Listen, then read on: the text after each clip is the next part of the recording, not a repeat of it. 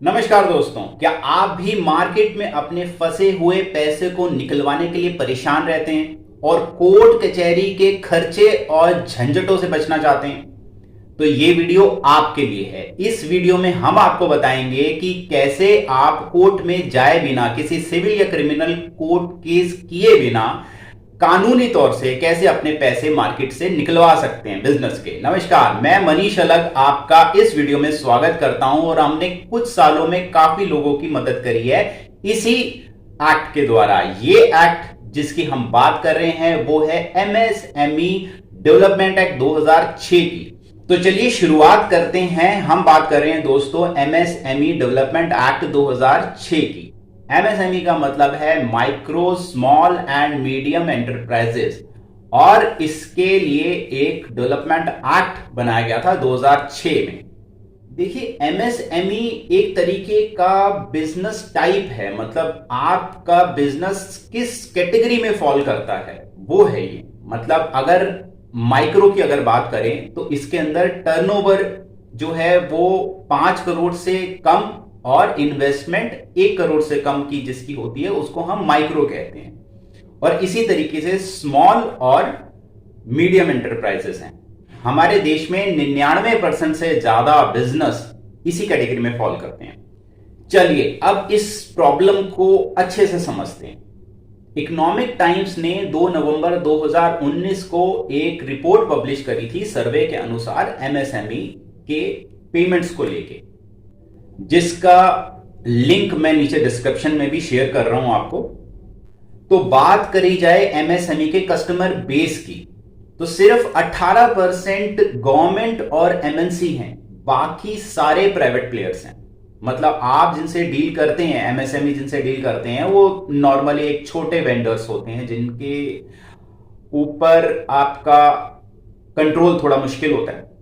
और अगर late payments की बात की जाए तो 22% लोगों ने ये कहा, एमएसएमईज ने ये कहा कि उनकी पेमेंट 60 दिन से ऊपर आती है, और 44% लोगों ने ये कहा कि अनप्रिडिक्टेबल, मतलब कि उन्हें पता ही नहीं है कि उनकी पेमेंट कब आएगी।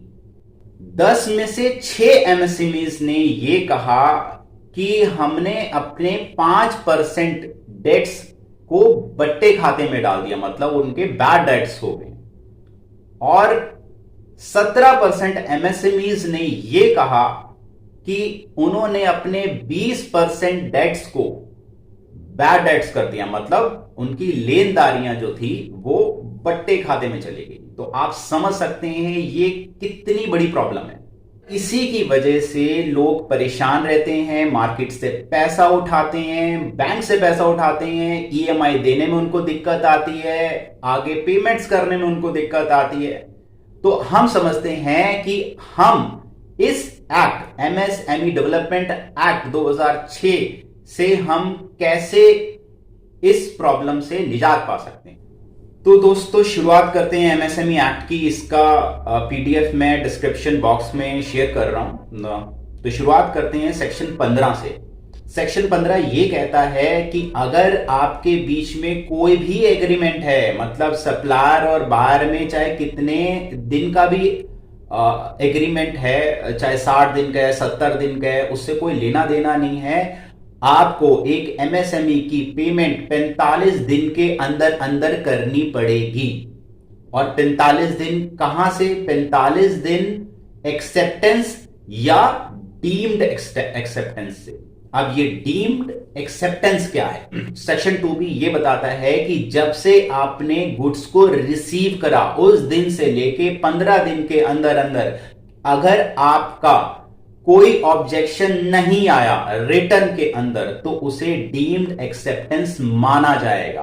बिकॉज आपने नॉर्मली नोट किया होगा कि जब भी आप पैसे दे देते हैं, जब पैसा मांगने जाते हैं, तो आपका जो बायर है वो ये कि आपके प्रोडक्ट में ये प्रॉब्लम थी, ऐसा था वैसा था। तो ये सारी प्रॉब्लम्स को मद्देनजर रखते हुए ये सेक्शन 2 भी बनाया हुआ है। आपका बायर के साथ कोई भी एग्रीमेंट है, उससे कोई लेना देना नहीं है, उसको 45 दिन के अंदर अंदर आपकी पेमेंट करनी ही पड़ेगी। और तब से जब से एक्सेप्टेंस करी है उसने या डीम्ड एक्सेप्टेंस है, मतलब कि जब से उसने गुड्स रिसीव करे हैं और रिसीव करने के 15 दिन के अंदर अंदर उसने अगर कोई ऑब्जेक्शन नहीं उठाया रिटर्न में, तब से लेकर ये 45 दिन काउंट होते। और इसी से रिलेटेड हमारा दूसरा सेक्शन है, वो है सेक्शन 16। सेक्शन 16 ये कहता है कि अगर बायर ने आपकी पेमेंट 45 दिन के अंदर अंदर नहीं करी तो उसके बाद उसको कंपाउंड इंटरेस्ट देना पड़ेगा बैंक रेट का 3 टाइम्स। बैंक रेट क्या होता है? बैंक रेट होता है जिससे आरबीआई पैसा देती है कमर्शियल बैंक्स को, मतलब कमर्शियल बैंक्स भी लोन लेते हैं आरबीआई से, तो वो होता है करीब 4.3 4.4 के आसपास होता है। तो उसका 3 टाइम्स, 3 गुना उनको इंटरेस्ट देना पड़ेगा, वो भी कंपाउंड रेट से। और ये बैंक रेट आपको पता कहां से चलेंगे, इसका जो साइट है वो भी मैं डिस्क्रिप्शन बॉक्स में या ऊपर आपके आ रहा होगा।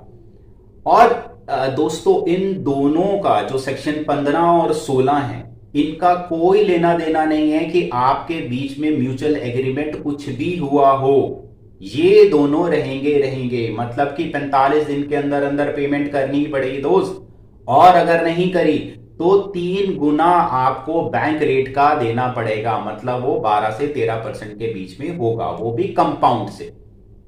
अब बात करते हैं सेक्शन 17 की। सेक्शन 17 ये कहता है कि ये जो भी पेमेंट होती है वो गुड्स या सर्विसेज के तहत ही होनी चाहिए, मतलब इसमें ट्रेडिंग नहीं आती। अगर आपने कुछ गुड्स दिए हैं या सर्विस दिए हैं, ये पेमेंट उसी के लिए हो सकती है, इसमें ट्रेडिंग नहीं आती। दोस्तों अब बात करते हैं सेक्शन 18 की। सेक्शन 18 ये कहता है कि अगर आपकी पेमेंट में ये इश्यू आया है तो आप किसके पास जा सकते हैं? आप जा सकते हैं एमएसएमई फैसिलिटेशन काउंसिल के पास। और ये वो काउंसिल है जो एक कोर्ट की तरह ही एक्ट करती है। इन केस उसने जो भी वर्डिक्ट सुनाया वो एक कोर्ट के ऑर्डर की तरह ही माना जाएगा। और आगे सेक्शन 19 ये कहता है कि अगर बायर इसके खिलाफ अपील करता है तो उसे 75% ऑफ द अमाउंट जो भी उसकी लेनदारी बताई गई है वो पहले कोर्ट में जमा कराना पड़ेगा।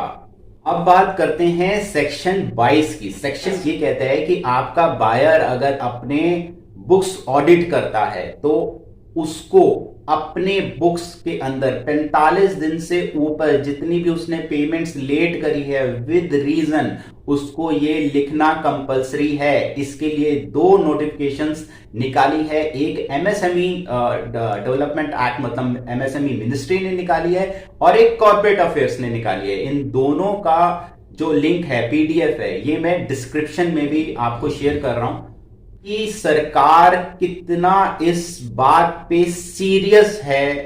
आप ये समझ सकते हैं कि उन्होंने एक ही चीज के लिए 2 नोटिफिकेशंस निकाली। सेक्शन 23 की अगर बात करें, सेक्शन 23 ये कहता है कि अगर उसने लेट पेमेंट करी है तो उसको इनकम टैक्स की जो उसमें डिडक्शन अलाउड होती है इंटरेस्ट की, वो उसको अलाउ नहीं की जाएगी। और दोस्तों सबसे आखिरी में सबसे बढ़िया सेक्शन है वो है सेक्शन 24। सेक्शन 24 ये कहता है कि सेक्शन 15 से लेके 23 तक, सेक्शन 23 तक जो भी हमने अभी डिस्कस करे हैं इसका ओवरराइडिंग इफेक्ट है। मतलब कि किसी भी लॉ में कुछ भी लिखा हो ये उस पर लागू नहीं होगा। मतलब कि जैसे एक लिमिटेशन एक्ट होता है जिसके अकॉर्डिंग आप 3 साल से ऊपर पेमेंट आप कोर्ट में जाके नहीं ले सकते, तो दोस्तों अगर आपकी 3 साल से ऊपर भी पेमेंट है तब भी इसमें ले सकते हैं। आप समझ सकते हैं कि कितना पावरफुल ये एमएसएमई एक्ट है जिसने साफ साफ ये कह दिया है सेक्शन 24 के अंदर कि भाई साहब जो बातें कही गई हैं सेक्शन 15 से लेके 23 तक, इसका किसी भी लॉ से किसी भी सेक्शन से कोई कॉन्ट्राडिक्शन नहीं होगा। ये सबसे ऊपर आएगा, मतलब कि किसी और लॉ का, सेक्शन का इसके प्रावधानों पे असर नहीं आएगा। तो दोस्तों जल्दी से समराइज कर लेते हैं, हमने क्या देखा है इसके अंदर। हमने देखा कि आपका कोई भी एग्रीमेंट हो, कुछ भी लिखा हो उसके अंदर, उससे कोई मतलब नहीं है एमएसएमई एक्ट को। आपको पेमेंट जो है आपका बायर 45 दिन के अंदर करेगा। और कहां से करेगा? Acceptance day of acceptance day करेगा या फिर डीम्ड एक्सेप्टेंस से करेगा। मतलब कि 15 दिन, अगर उसने 15 दिन के अंदर अंदर अगर कोई रिटर्न में ऑब्जेक्शन नहीं उठाई तब से वो करेगा ही करेगा। और अगर उसने नहीं करा, उसे कंपाउंड इंटरेस्ट देना पड़ेगा 3 टाइम्स ऑफ बैंक रेट, जो कि है 4.3 4.4 के करीब करीब है, जो कि करीब 12 या 13% के करीब होता है। उसके बाद हमने ये देखा कि ये सिर्फ गुड्स एंड सर्विसेज पे अप्लाई होता है, ट्रेडिंग पे अप्लाई नहीं होता। उसके बाद हमने ये देखा कि ये प्रॉब्लम को लेके आप फैसिलिटेशन काउंसिल के पास जा सकते हैं एमएसएमई के, जो कि कोर्ट की तरह ही है। उसका ऑर्डर एक कोर्ट की तरह ही होता है। और अगर उस कोर्ट ने ये ऑर्डर आपके बायर के खिलाफ दे दिया और उसने अपील करने की कोशिश करी, तो उसे 75% उस अमाउंट का पहले कोर्ट में जमा कराना पड़ेगा। और उसके बाद हमने ये देखा कि इसके लिए 2 नोटिफिकेशंस, एक एमएसएमई मिनिस्ट्री ने निकाली है और एक कॉर्पोरेट अफेयर्स ने निकाली है कि 45 दिन से ऊपर अगर आपकी पेमेंट नहीं दी गई, उसका रीजन उसको अपने अकाउंट में देना पड़ेगा। और ये अगर आपका जो बायर है उसके अकाउंट्स ऑडिट होते हैं तो। उसके बाद हमने ये देखा कि इन सारे प्रावधानों का किसी और सेक्शन से लेना देना नहीं है। मतलब कोई ऐसा नहीं हो सकता कि आपका बायर जो है कहीं से कुछ उठा के ले आया और कहा कि नहीं यार इस लॉ में तो ये कहता है, तो वो लॉ ये लॉ उस लॉ को नहीं मानेगा। अब बात ये आती है कि इन सेक्शंस का आप करोगे क्या। आपको दोस्तों 2 चीजें करनी है। एक, अपने कॉन्ट्रैक्ट्स को और अपनी इनवॉइसेस के अंदर आपको थोड़ा चेंज करना पड़ेगा, ऑल्टरेशन करना पड़ेगा। वैसे तो अगर आपने कोई भी चेंज नहीं कर रखा, कैसा भी है आपका कॉन्ट्रैक्ट, उससे कोई लेना देना नहीं है, अप्लाई तब भी होगा। लेकिन अगर आप थोड़ा सा माइनर चेंज कर लेंगे तो बहुत बेनिफिशियल होगा। और दूसरा दोस्तों, अगर आपकी पेमेंट नहीं आई हुई या पुरानी कोई पेमेंट है तो वो डिमांड नोटिस भेजना है इस एमएसएमई एक्ट के अकॉर्डिंग। मतलब कि जो भी इसमें प्रावधान कहे गए हैं उसके अकॉर्डिंग आपको डिमांड नोटिस भेजना है अगर आपका बायर आपको पैसा नहीं दे रहा। ये 3 आउटकम होंगे इसके डिमांड नोटिस भेजने के। सबसे पहला, वो सेटलमेंट के लिए आएगा आपके पास, और सेटलमेंट में भी 2 ऑप्शंस होंगी। या तो आपको उसकी सेटलमेंट एक्सेप्टेबल होगी या नहीं होगी। एक्सेप्टेबल है तो वेल एंड गुड, आप इसको लीजिए और खत्म कीजिए। और एक्सेप्टेबल नहीं है तो वो क्या कहेगा आपको, नो ड्यू सर्टिफिकेट एक साइन करके दीजिए। तो अगर आप साइन करते हैं तो बचे हुए 7 लाख, एग्जांपल दे रहा हूं, 7 लाख से आप हाथ धो बैठोगे। लेकिन एक ऑप्शन ये भी है कि आप नो ड्यू सर्टिफिकेट साइन कर भी लीजिए, तब भी आप बचा हुआ पैसा निकलवाने के लिए कानूनी तौर से हकदार होते हैं। ये आप अपने लीगल एडवाइजर से या हमसे आप कांटेक्ट कर सकते हैं। और दूसरी चीज क्या होगी, वो आपको रिप्लाई ना करे। अगर रिप्लाई नहीं करता तो आपको रिमाइंडर नोटिस भेजना है। और तीसरी ऑप्शन दोस्तों ये होगी कि वो नेगेटिव रिप्लाई करता है।